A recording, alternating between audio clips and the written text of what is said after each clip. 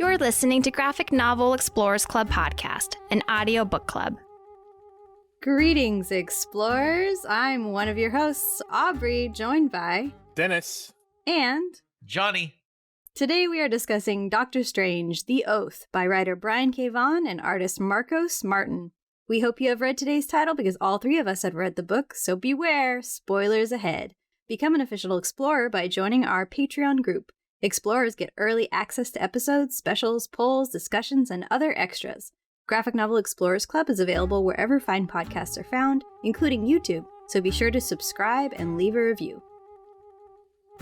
That's right, explorers. We're here today looking at Doctor Strange, The Oath by writer Brian K. Vaughan, artist Marcos Martin, inks by Alvaro Lopez, color by Javier Rodriguez, and letterer Willie Schubert.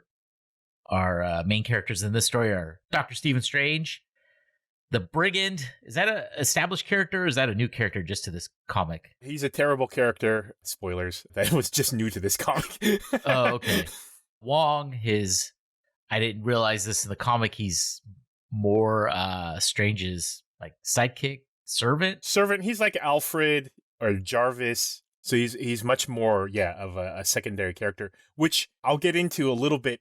One, I never really got into Doctor Strange very much just because he wasn't a very popular character when I was growing up. Two, when I was growing up, unlike modern times, there were no comics generally available unless you bought them. So I wasn't going to waste my time on a Doctor Strange kind of character. He usually showed up in maybe like a Spider-Man comic or some What If that I was reading, but I never really actually invested any money into him.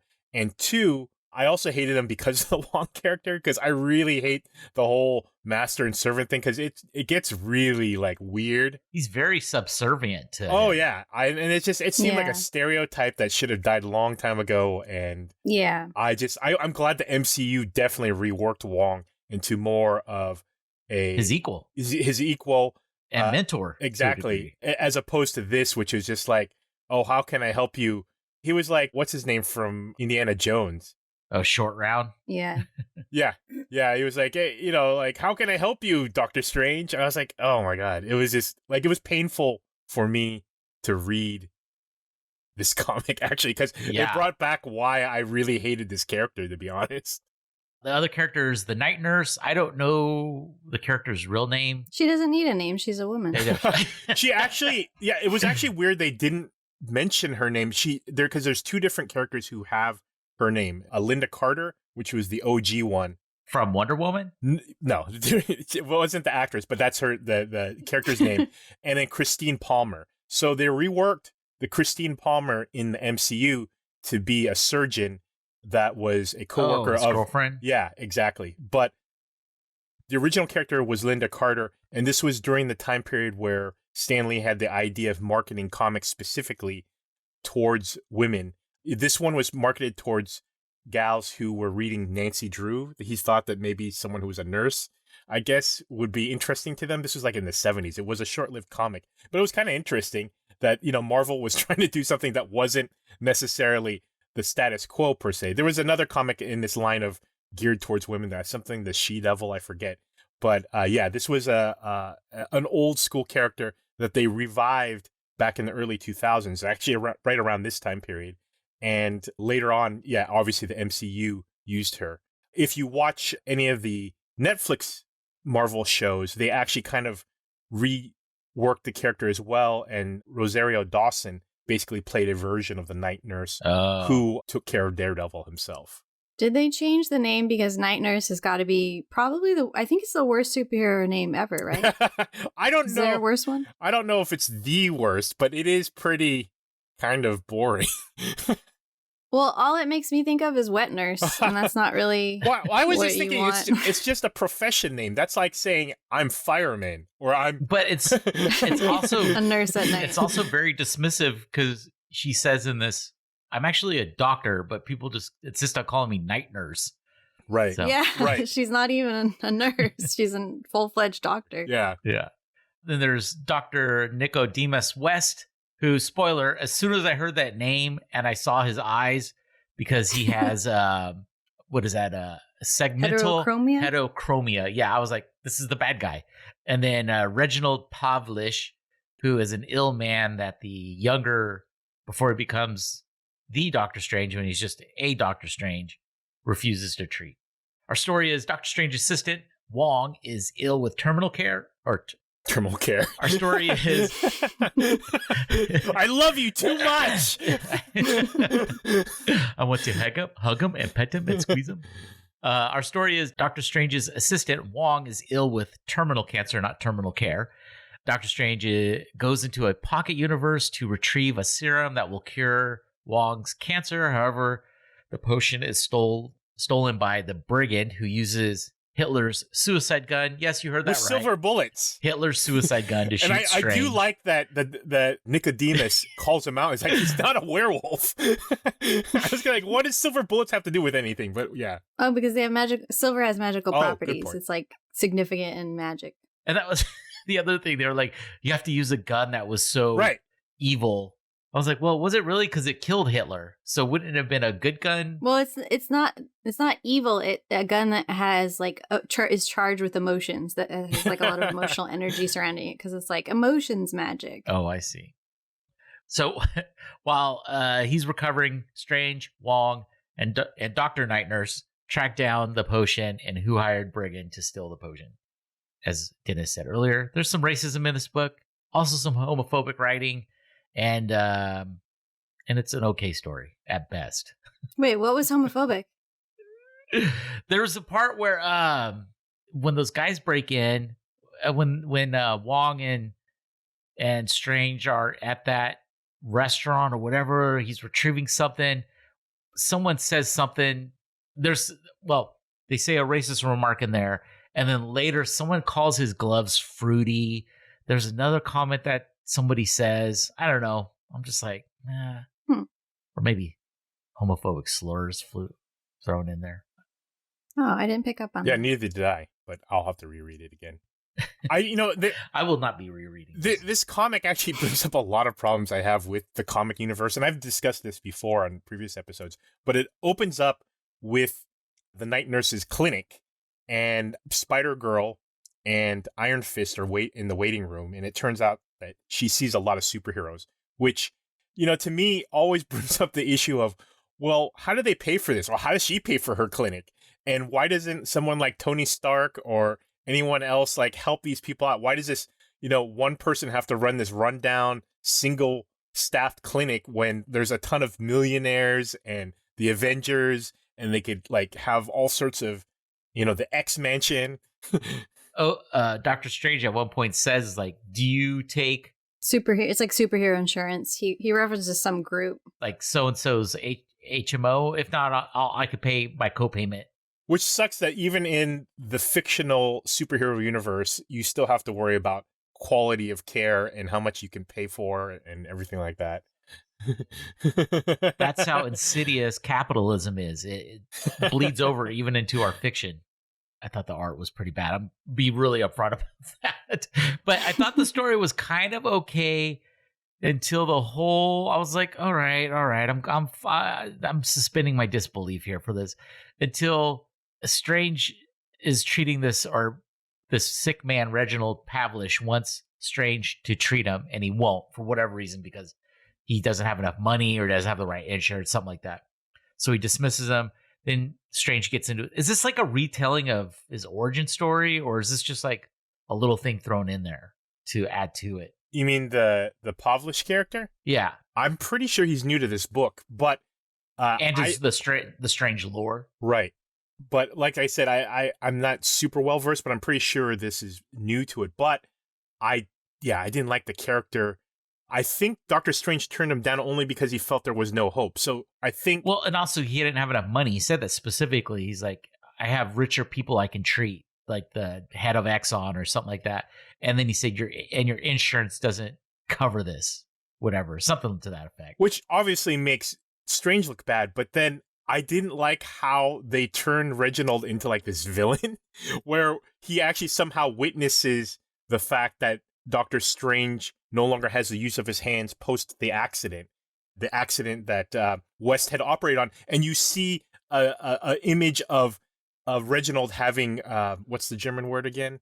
Schadenfreude. Schadenfreude. And I would say he's evil, as he's just really into Strange getting his comeuppance. Yeah, but it turns him into he doesn't do anything to like affect Strange in any negative way. He's just like always gleefully sitting there on the sidelines when Schadenfreude happens. I guess he just seemed really like when he was talking to West in the garage.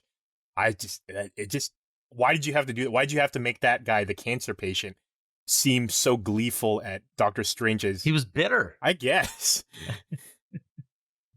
But I was like, okay, whatever with the story. I'm like, it's serviceable until Nicodemus West, who was the one who treated Strange after his car accident. And I guess that was the character in the MCU movie. Same character treated Strange's hands. This Dr. Nicodemus West follows Strange after he goes on his walkabout to find the Ancient One. And he follows him to the farthest reaches of the planet because he wants to talk Doctor Strange back into helping others. I was like, what? Don't you have patients to treat? Don't you have your own life to live? And then he goes to study under the Ancient One, learns just enough. He's like, oh, this is good enough. I learned enough to become a magician practitioner. And then he goes to treat Reginald Pavlish and then makes him explode. And I was just like, this fucking story is dumb. Well, yeah, I mean, it was interesting that he was basically the farm team for the Ancient One, so that he was a backup in case Doctor Strange didn't work out. And he ended up washing out of sorcery school. He dropped out. But he used what little he knew to try to heal patients, and then obviously he didn't know enough to properly treat the cancer. School dropout. And then he gets approached by Timely Pharmaceuticals, and so you get Big Pharma involved, where they're afraid that magic is going to basically be the cure, and they'll be out of a business.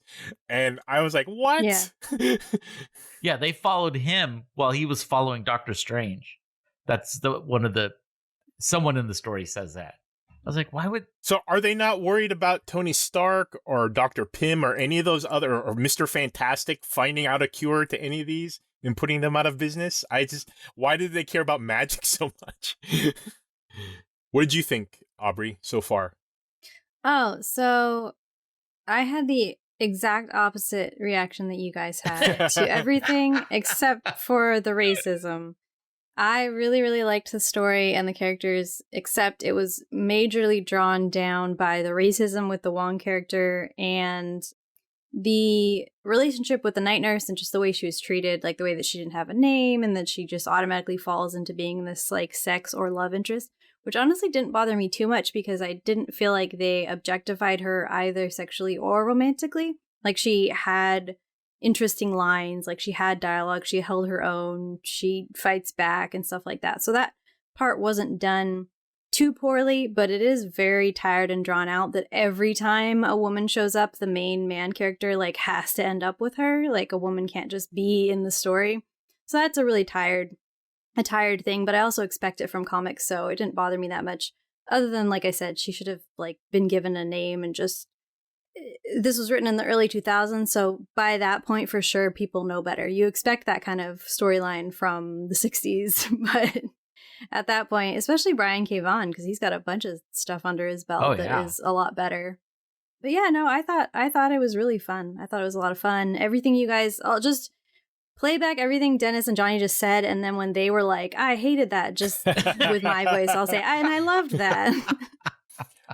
I thought the Hitler gun was really funny. The emotions, like it was just like an emotionally charged gun. Maybe I should not have taken it too seriously because having a Hitler gun managed to magically penetrate Doctor Strange's shield.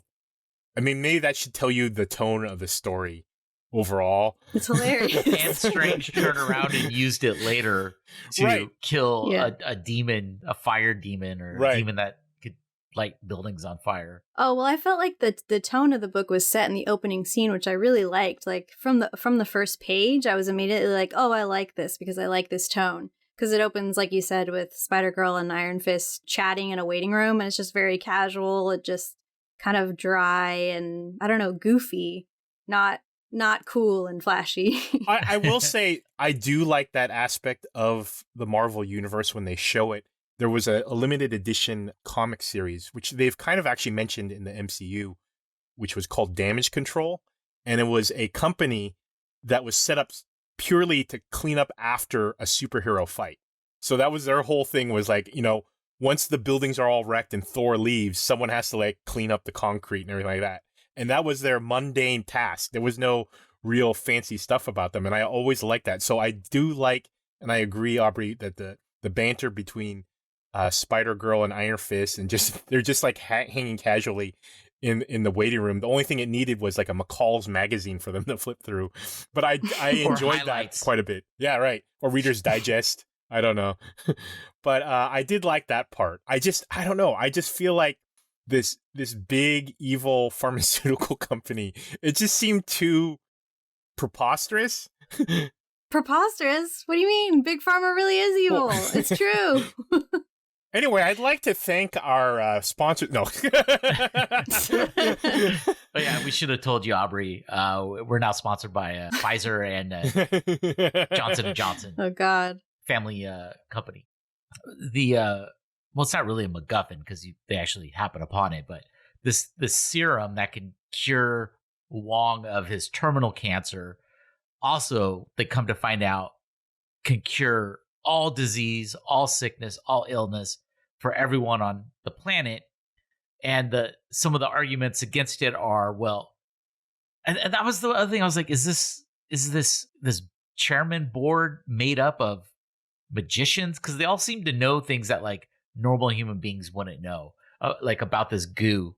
Oh yeah, they were for sure like evil. I thought that they were like underworld overlords or something. They call them overlords. I had a big problem with the choice that Stephen Strange actually ends up making.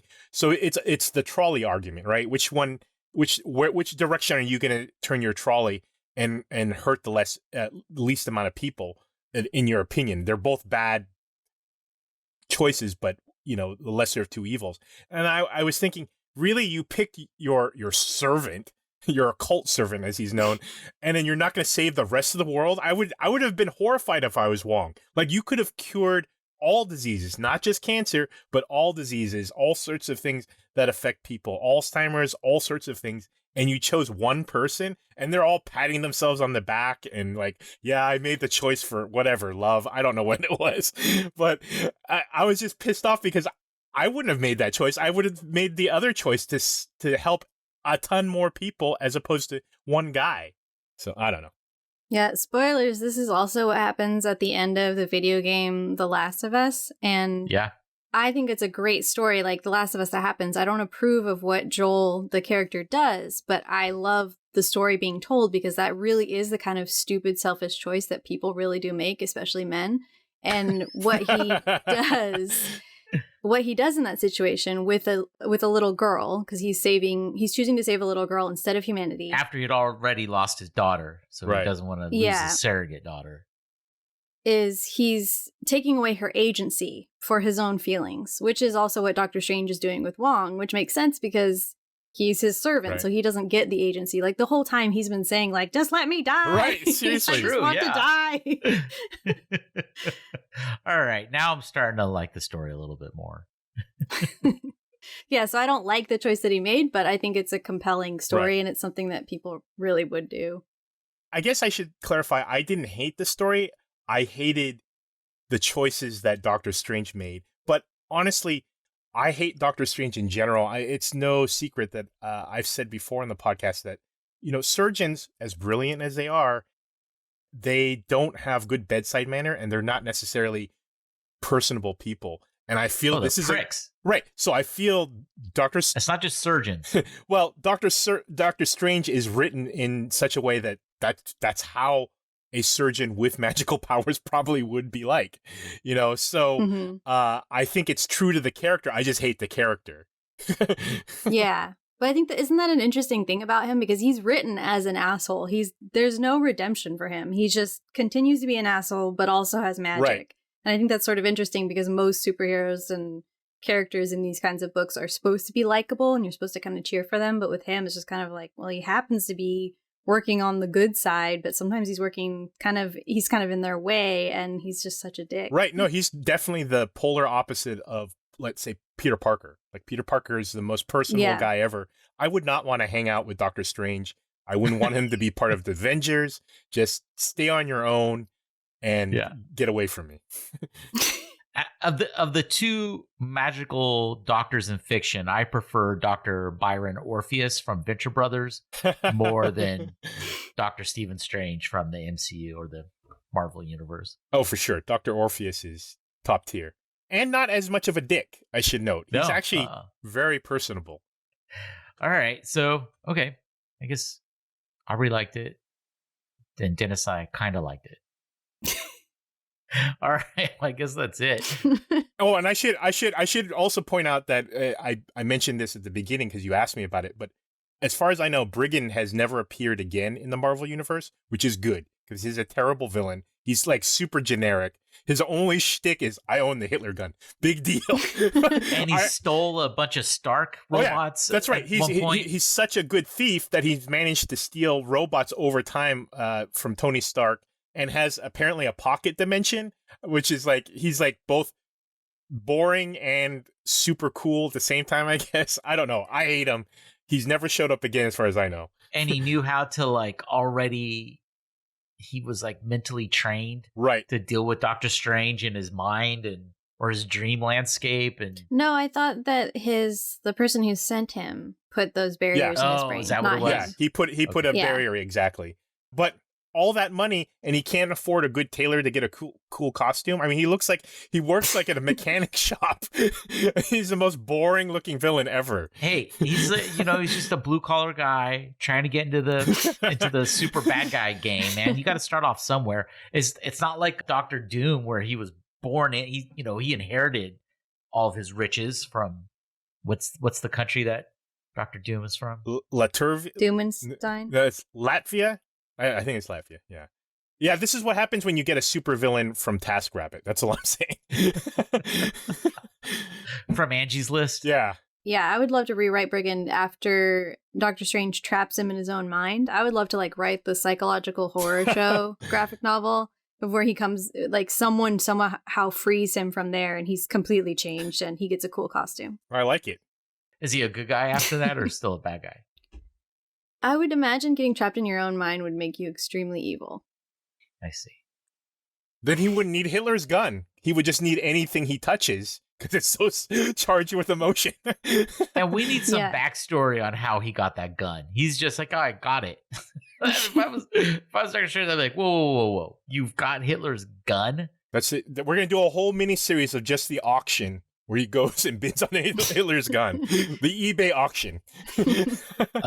I also like that Brigand stole, it must have been some of the really decrepit Stark robots or the ones that didn't make it past QA, because Wong was able to just punch through them and rip things out. And I was like, oh, what are they made out of? Aluminum foil? Wait, you're not giving Wong enough credit. Yeah. He doesn't have any superpowers. But he's a martial artist. He knows all the weak points. They can cut trees in half. With their hands. Have you not seen any kung fu or karate films? Yeah, but they didn't show that prior.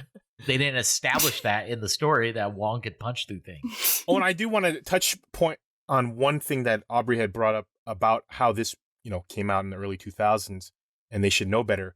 Really, it used to be where you could lean on, okay, that was a different time period. But man, even anything in the 90s, honestly, sometimes I'm shocked at some of the casual racism and sexism that happens during that time period. I mean, I grew up as a young adult in the 90s, and I remember, being a lot more, socially conscious about things. I just don't know what happened. Maybe the writer's room was just very different at that time period, but I'm honestly surprised by sometimes some of the context and some of the dialogue in some of these comics, even in the 80s. I mean, they were aware of what racism was. You can't go, oh, what was racism in the 80s? Like, this isn't the 60s. Like, if it was in the 60s, that would be one thing. But anything 80s and later, I'm always surprised by some of the misogyny and sexism and racism that pops up.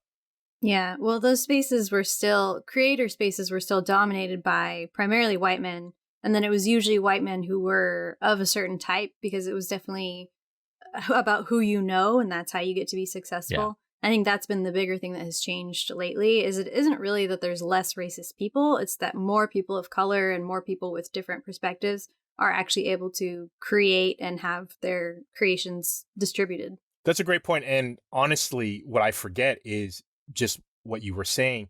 These creators, not only were they white, but they were of a certain age. So yeah, it was the 80s or 90s, but guess what? These creators were much older than that. And so they grew up. Yeah, they're probably born in the 40s and 50s. Right. So they still had a lot of that baggage coming along where, you know, nowadays you have young creators who obviously grew up with a better, you know, social compass and are just younger, you know, and so they're able to tell these stories that these old guys weren't able to. So that's a great point, Aubrey. All right. Well, Aubrey, if people want to follow you and your personal podcast, where can they do that? You can follow me personally at Mixtape Majesty on Instagram and Twitter, or you can follow my podcast personally at Bring Popcorn Pod on Twitter or at Bring Your Own Popcorn on Instagram. Awesome. Where can folks follow this podcast, Dennis? On Instagram and Twitter at GN Explorers Club. Cool. Well, thanks for listening. We'll be back in 1 week with a new This Week in Geek. Thanks for listening, and yeah, we'll see you in a week. Bye. Bye.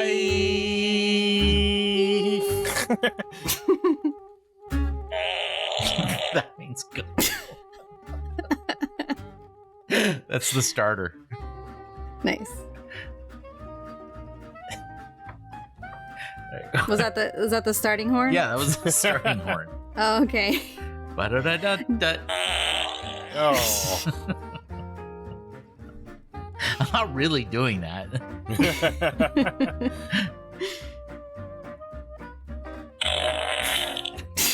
And there goes all our listeners. No, that'll get us more.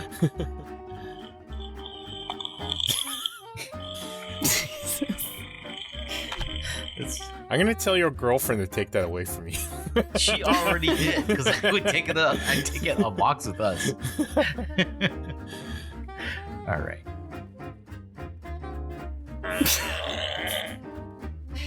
Johnny.